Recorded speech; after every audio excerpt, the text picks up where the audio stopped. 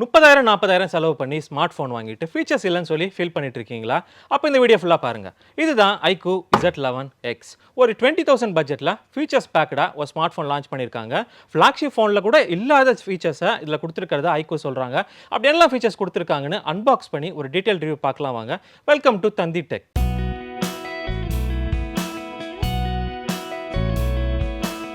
Intro முடிச்ச அப்புறம் என்ன பண்ணுவோம்? அன்பாக்ஸ் தான் பண்ணிடுவோம். டாப்பில் ஃபோன் வச்சுருக்காங்க. இப்போதைக்கு ஃபோன் எடுத்து ஓரமாக வச்சுட்டு பாக்ஸ்குள்ளே என்னெல்லாம் கொடுத்துருக்காங்கன்னு சொல்லி பார்க்கலாம். IMEI ஸ்டிக்கர்ஸ் கொடுத்துருக்காங்க, டாக்குமெண்ட்ஸ், ஒரு சிலிகான் கேஸ் கொடுத்துருக்காங்க. கூடவே நமக்கு 44 வாட்ஸ் ஃப்ளாஷ் சார்ஜரும் கொடுத்துருக்காங்க. கூடவே நமக்கு type A to C cable இருக்குது. கடைசியாக சிம் எஜெக்ஷன் டூல். இந்த ரப்பர் கேஸ் பார்த்தீங்கன்னா பார்க்குறதுக்கு நல்லா இருக்குன்னே சொல்லலாம்.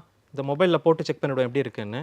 இந்த மொபைலில் இந்த கேஸை போட்டு பார்க்கும்பொழுது எப்படி இருக்குன்னு சொல்லலாம்னா, நமக்கு ஏற்கனவே கிரிப் கூட ஒரு எக்ஸ்ட்ரா அடிஷ்னல் கிரிப் ஆட் பண்ணா போல இருக்குன்னே சொல்லலாம். இந்த iQOO Z11X பார்க்குறதுக்கு ரொம்ப ப்ரீமியமான லுக்கில் கொடுத்துருக்காங்கன்னே சொல்லலாம். மொபைல் பார்க்குறதுக்கு மட்டும்தான் ப்ரீமியமாக இருக்குது. மற்றபடி பார்த்தீங்கன்னா இதோட மொபைல் பில்ட் கம்ப்ளீட்டாகவே பிளாஸ்டிக் தான். அண்ட் தென் இந்த மொபைல் பார்க்குறதுக்கு ரொம்ப அல்ட்ரா சிம்மாக தெரியுறா போல இருக்கலாம். பட் வெயிட் மேனேஜ்மெண்ட் பண்ணி உங்களுக்கு அல்ட்ரா சிம் லுக்கை கொடுத்துருக்காங்க. பட் இதோட வெயிட் டோட்டலாக பார்த்தீங்கன்னா 221 கிராம்ஸில் பில்ட் பண்ணியிருக்காங்க. ஸோ உங்களுக்கு கேரி பண்ணும்பொழுது நல்ல ஹெவினஸை நல்லாவே ஃபீல் பண்ண முடியும். அந்த இதோட கார்னர்ஸில் பார்த்தீங்கன்னா உங்களுக்கு ரவுண்டட் கார்னர்ஸ் கொடுத்துருக்காங்க. ஸோ கேஸ் யூஸ் பண்ணணுன்ற அவசியம் இல்லை, கிரிப் நல்லாவே இருக்குது. இந்த மொபைலில் கலர் ஆப்ஷன்ஸ் பார்த்தீங்கன்னா 2 கலர் ஆப்ஷன்ஸ் கொடுத்துருக்காங்க, Prisma green and Titan black. எனக்கு இந்த பிரிஸ்மா கிரீன் தான் ரொம்ப பிடிச்சிருக்கு. உங்களுக்கு எது பிடிச்சிருக்குன்றதை மறக்காம கமெண்ட்டில் சொல்லுங்கள். இதோட பேக்கில் பார்த்தீங்கன்னா உங்களுக்கு மாடியூல் பார்க்குறதுக்கு நல்லா டீசெண்டாகவே கொடுத்துருக்காங்க. அதோட ரைட்டில் பார்த்தீங்கன்னா உங்களுக்கு வால்யூம் ராக்கர்ஸ் பட்டன் இருக்குது, கீழே பவர் பட்டன் கொடுத்துருக்காங்க. பவர் பட்டன் தான் உங்களுக்கு ஃபிங்கர் பிரிண்ட் சென்சாராகவுமே ஒர்க் ஆகுது. பாட்டமில் பார்த்தீங்கன்னா ஸ்பீக்கர் கிரில் கொடுத்துருக்காங்க, டைப் சி போர்ட், ஒரு மைக் கொடுத்துருக்காங்க. லெஃப்ட்டில் பார்த்தீங்கன்னா உங்களுக்கு ஸ்லாட் கொடுத்துருக்காங்க, சிம் கார்டு ஸ்லாட், இதில் மெமரி கார்டு ஸ்லாட் கிடையாது. அண்ட் தென் பார்த்தீங்கன்னா டாப்பில் உங்களுக்கு ஒரு நாய்ஸ் கேன்சலிங் மைக் கொடுத்துருக்காங்க. இதோட டியூரபிலிட்டின்னு பார்த்தீங்கன்னா இதுக்கு முந்தைய மாடலை விட இதில் உங்களுக்கு அட்வான்ஸ் ஃபீச்சராக தான் கொடுத்துருக்காங்க. IP68 and 69 கொடுத்துருக்காங்க.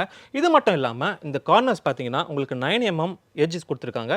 ஸோ நீங்கள் கீழே போட்டாலுமே உங்கள் மொபைலுக்கு எதுவும் ஆகாது. இந்த மொபைலோட டிஸ்பிளேன்னு பார்க்கும்பொழுது 6.76 inches IPS LCD டிஸ்பிளே கொடுத்துருக்காங்க.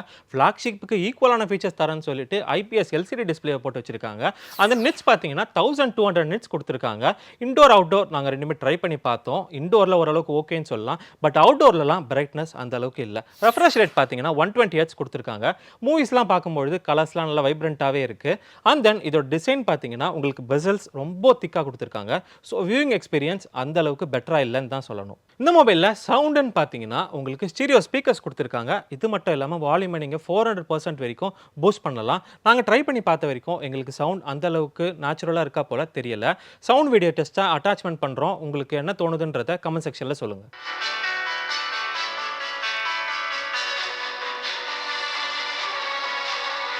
இந்த மொபைலில் கேமரான்னு பார்த்தீங்கன்னா உங்களுக்கு ரியரில் 50 மெகா பிக்சல் மெயின் கேமரா கொடுத்துருக்காங்க. கூடவே நமக்கு 2 மெகா பிக்சல் பொக்கே எஃபெக்ட்மே நமக்கு கிடச்சிடுது. ஃப்ரண்ட்டில் பார்த்தீங்கன்னா 32 மெகா பிக்சல் செல்ஃபி கேமரா கொடுத்துருக்காங்க. இன்டோர் அவுட்டோர் நாங்கள் ரெண்டுமே ட்ரை பண்ணி பார்த்தோம். ரியரில் எடுத்த ஃபோட்டோஸ்லாம் கலர்ஸ் ஓரளவுக்கு தான் டீசெண்டாக இருக்குன்னு சொல்லலாம். அண்ட் எட்ஜ் கட்அவுட்ஸ் கூட அந்த அளவுக்கு பெர்ஃபார்ம் பண்ணலை.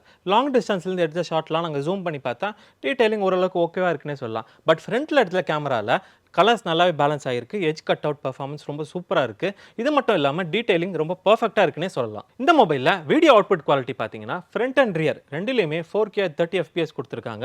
இது ஒரு நல்ல விஷயம்னே சொல்லலாம். இவங்க கொடுத்த ஹைப்புக்கு இந்த கேமரா ஃபீச்சர்ஸை சாட்டிஸ்ஃபை பண்ணியிருக்காங்களான்னு கேட்டிங்கன்னா சாட்டிஸ்ஃபை பண்ணலை. இந்த மொபைலில் பர்ஃபார்மன்ஸ்ன்னு பார்க்கும்பொழுது மீடியாடெக்கோட 7400 டர்போ கொடுத்துருக்காங்க. உங்களோட daily usage, casual gaming and multi டாஸ்கிங்க்கு இது ஒரு ஓகேஷான பர்ஃபார்மன்ஸ் மொபைல்னே சொல்லலாம். அந்த Antutu ஸ்கோர் பார்த்தீங்கன்னா எங்களுக்கு 9.6 லேக் கிடச்சிருக்கு. அந்த கேமிங் டெஸ்ட்டுமே நாங்கள் ட்ரை பண்ணி பார்த்தோம். ஹை அண்ட் கேம்ஸில் பார்த்தீங்கன்னா COD, PUBG and new state மொபைலுக்கு 90 FPS சப்போர்ட்டும், மற்ற கேம்ஸ்லாம் 60 FPS சப்போர்ட்டுமே கொடுத்துருக்காங்க. ரேம் டைப் பார்த்தீங்கன்னா LPDDR4 ரேம் கொடுத்துருக்காங்க. வித் UFS 3.1 சப்போர்ட்டுமே நமக்கு கிடச்சிடுது. ராம் வேரியன்ட் பார்த்தீங்கன்னா 8/128, 12/128, 12/256 மூணு வேரியண்ட்ல லான்ச் பண்ணியிருக்காங்க. இந்த மொபைலில் பேட்டரி கெப்பாசிட்டின்னு பார்க்கும்பொழுது 7200 mAh கொடுத்துருக்காங்க. வித் 44 வாட்ஸ் ஃப்ளாஷ் சார்ஜிங் சப்போர்ட்டுமே நமக்கு கிடச்சிடுது. இது மட்டும் இல்லாமல் ரிவர்ஸ் சார்ஜிங் சப்போர்ட்டுமே நமக்கு கொடுத்துருக்காங்க. இந்த மொபைலுக்கு பேட்டரி கெப்பாசிட்டி அதிகமாக இருக்கிறனால தான் வெயிட்டுமே நமக்கு அதிகமாக இருக்குது. அண்ட் தென் நாங்கள் ஷூட் முழுக்க இந்த மொபைல் யூஸ் பண்ண அப்புறம் கூட எங்களுக்கு 75% சார்ஜ் நின்று இருக்குது. ஸோ நீங்கள் நார்மல் யூஸராக இருந்தால் உங்களுக்கு கண்டிப்பாக சாலிடாக 2 நாள் சார்ஜ் நிற்கும். இந்த மொபைலில் சாஃப்ட்வேர்னு பார்த்தீங்கன்னா Origin OS 6 பேஸ்ட் Android 16 நமக்கு கொடுத்துருக்காங்க. ஸோ உங்களுக்கு சிஸ்டம் ரொம்ப ஸ்மூத்தாக ஃபீல் ஆகும். அது மட்டும் இல்லாமல் உங்களுக்கு ஒரிஜின் ஐலாண்டும் ப்ரைவேட் ஸ்பேஸுமே நமக்கு கூட கிடைச்சிருது. 2 வருஷம் சாஃப்ட்வேர் அப்டேட்டும் 4 வருஷம் செக்யூரிட்டி பேட்ச் அப்டேட்டுமே நமக்கு கிடைச்சிருது. இந்த மொபைலில் கனெக்டிவிட்டின்னு பார்க்கும்பொழுது 10 5G பேண்ட் கொடுத்துருக்காங்க. Wi-Fi 6ம் ப்ளூடூத் 5.4 சப்போர்ட்டுமே நமக்கு கிடைச்சிருது. இது மட்டும் இல்லாமல் உங்களுக்கு இதில் NFC சப்போர்ட் கிடையாது. இந்த மொபைல் யாருக்கெல்லாம் செட் ஆகும் அப்படின்னு பார்ப்போம். இதோட ப்ராஸ் பார்த்தீங்கன்னா, ஒரு வாட்டி சார்ஜ் பண்ணால் மொபைல் 2 நாள் கண்டிப்பாக சார்ஜ் நிற்கும். ஸோ நீங்கள் காலையிலேருந்து நாள் முழுக்க ஃபோன் யூஸ் பண்ணுறீங்க, இன்டர்நெட் யூஸ் பண்ணுறீங்க அப்படின்னா நீங்கள் சார்ஜே பண்ண தேவையில்ல. நாள் முழுக்க தாராளமாக யூஸ் பண்ணலாம். இதோட கான்ஸ் பார்த்தீங்கன்னா, உங்களுக்கு இதில் 10,000 ஃபோனில் கொடுக்குற IPS LCD டிஸ்பிளே தான் இதில் கொடுத்து வச்சிருக்காங்க. அண்ட் தென் இதில் அல்ட்ரா வைட் லென்ஸ் இவங்க கொடுக்கல. கடைசியாக பார்த்தீங்கன்னா உங்களுக்கு 7200 mAh பேட்டரியை கொடுத்துட்டு 44 வாட்ஸ் சார்ஜரை தான் கொடுத்துருக்காங்க. ஸோ நம்ம சார்ஜிங் டைம் வந்து அதிகமாக எடுக்குது. மினிமம் இவங்க நமக்கு 64 வாட்ஸ் சார்ஜர் ஆச்சு கொடுத்துருக்கணும். இந்த மொபைலோட ப்ரைஸ் ரேஞ்சுன்னு பார்க்கும்பொழுது 6,128 வந்து உங்களுக்கு 19,000க்கும், 8,128 வந்து உங்களுக்கு 21,000க்கும், 8,256 வந்து உங்களுக்கு 23,000க்குமே அமேசான், ஃப்ளிப்கார்ட்டில் இருக்குது. உங்களுக்கு தேவைன்னா செக் அவுட் பண்ணி பார்த்துக்கோங்க. இன்னைக்கு இந்த மொபைலோட நம்ம கடையை க்ளோஸ் பண்ணிக்கலாம்.